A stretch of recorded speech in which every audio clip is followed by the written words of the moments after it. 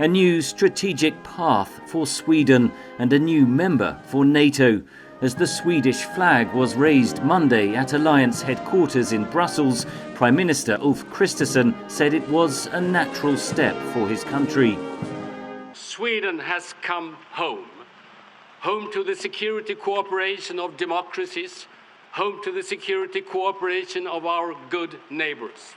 NATO Secretary-General Jens Stoltenberg welcomed the alliance's 32nd member. Sweden's accession shows again that NATO's door remains open. No one can close it. Every nation has the right to choose its own path, and we all choose the path of freedom and democracy. The brave people of Ukraine are fighting for these values as we speak. Sweden and Finland applied to join NATO in May 2022, 3 months after Russia's full-scale invasion of Ukraine. Finland joined in April 2023, but Turkey and Hungary delayed ratifying Sweden's bid. Ankara accused Sweden of harbouring Kurdish separatists, whom it considers terrorists. The passing of a new anti-terrorism law in Sweden persuaded Turkey to approve the accession. Budapest objected to Swedish criticisms of democratic backsliding in Hungary. A new bilateral defence deal last month overcame those differences. After 2 centuries of military non-alignment, NATO membership marks a significant change for Sweden and its people.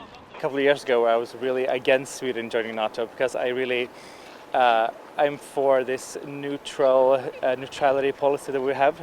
But now I believe it's really important that we actually, I guess we had to take a stance, really. I think that's feel much safer now. Before we was outside and feel a little bit alone. Sweden brings valuable military capabilities to NATO, including a new generation of submarines scheduled for launch by 2028 to protect vulnerable seabed infrastructure.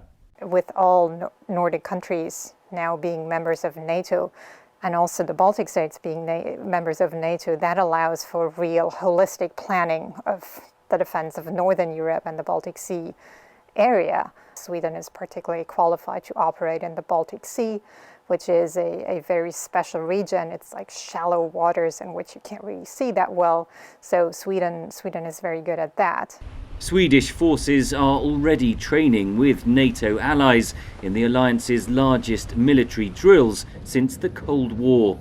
Russian President Vladimir Putin has said he intends to strengthen his country's military presence along its western borders to, in his words, neutralize threats associated with the next expansion of NATO.